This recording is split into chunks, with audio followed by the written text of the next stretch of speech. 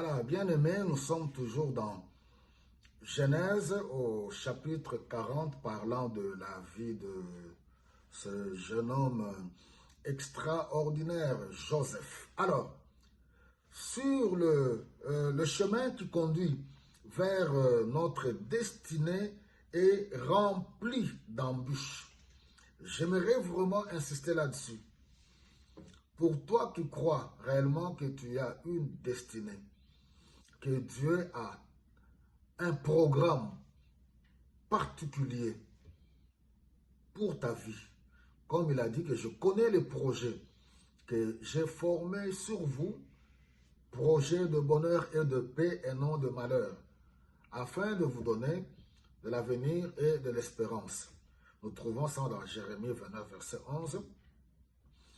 Je sors ce passage de son contexte, parce que là, il parle du peuple d'Israël, qui était dans la captivité, oui, voilà, il fallait d'abord que 70 ans puissent s'écouler, oui, en Babylonie, ainsi, voilà, ils pourront retourner sur leur territoire. Alors, ici, maintenant, nous nous accaparons de toutes les promesses de Dieu de Genèse, Apocalypse, nous qui croyons en Jésus-Christ. Nous voyons Joseph en Égypte, jeté dans la prison injustement. Ça fait partie, oui, des embûches que nous rencontrons sur le chemin qui nous conduit vers notre destinée. Chez Pharaon, il a été accusé injustement, jeté dans la prison. Mais comme Dieu fait les choses, j'aimerais dire à quelqu'un, Dieu a déjà mis la machine en marche. Il va faire tout concourir. Oui, il va faire concourir toutes les circonstances qui t'environnent pour ton bien. N'oublions pas, Dieu nous forme. Les choses bonnes ou moins bonnes ou mauvaises qui nous arrivent, si nous savons que nous sommes droits avec le Seigneur, marchant dans la crainte de Dieu, ne soyez pas paniqués. Voilà, il y a deux officiers de chez Pharaon, deux grandes personnalités, le panetier et les chansons qui sont jetés dans la prison. Concours de circonstances, on les remet entre les mains de Joseph. Le panetier, d'abord les chansons qui a son rêve.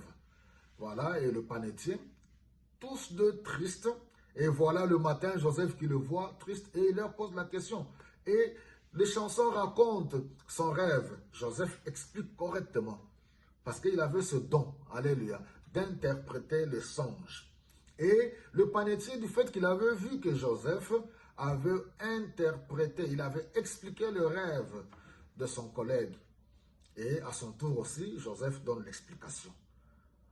Alors, ce qui fait que 3 jours après, par rapport à l'explication du rêve que Joseph avait donné concernant le panetier, effectivement, il fut décapité. Nous voyons cela au verset 21, chapitre 40. Il rétablit le premier dans ses fonctions pour qu'il tente de nouveau la coupe, c'est-à-dire les chansons a été réhabilité. Mais il fit pendre le second, ainsi s'accomplit ce que Joseph avait annoncé. Pourtant, le chef des chansons oublia tout à fait Joseph. Pourquoi je soulève ce passage? Continue à faire le bien. Continue à t'attacher au Seigneur. Alléluia. Continue à faire correctement, même les petites choses. Ce que tu fais là pour Dieu, n'arrête pas. Le bien que tu fais autour de toi, n'arrête pas. La machine, Dieu déjà l'a déjà mise en marche.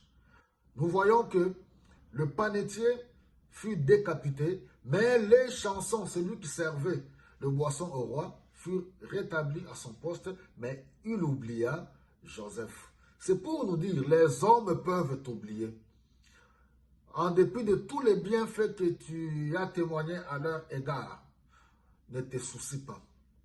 Dieu n'est pas injuste pour oublier, selon ce que Hébreux au chapitre 6, le verset 10. Dieu n'est pas injuste pour oublier l'amour que nous montrons à son égard. Le service que nous rendons au Saint en son nom, Dieu n'est pas injuste pour oublier. Nous verrons par la suite comment est-ce que Dieu lui-même fera des choses. Il donnera encore d'autres messages. Maintenant, au roi, à Pharaon Et maintenant, Dieu fera de sorte que les chansons puissent se souvenir. Dieu est au contrôle de ta vie. Je vais te dire ceci, retiens. Dieu est au contrôle. Alléluia. Toutes les machines sont en place. Dieu est au contrôle. Il contrôle et le roi. Dieu contrôle les rois, les reines, les présidents, les ministres, les grands de ce monde. Grands, petits, Dieu contrôle les nations. Pour ta vie, pour ta destinée, Dieu mettra les choses en place. Ne pleure pas, reste attaché au Seigneur et tu vivras sa gloire. Que le Seigneur vous bénisse abondamment.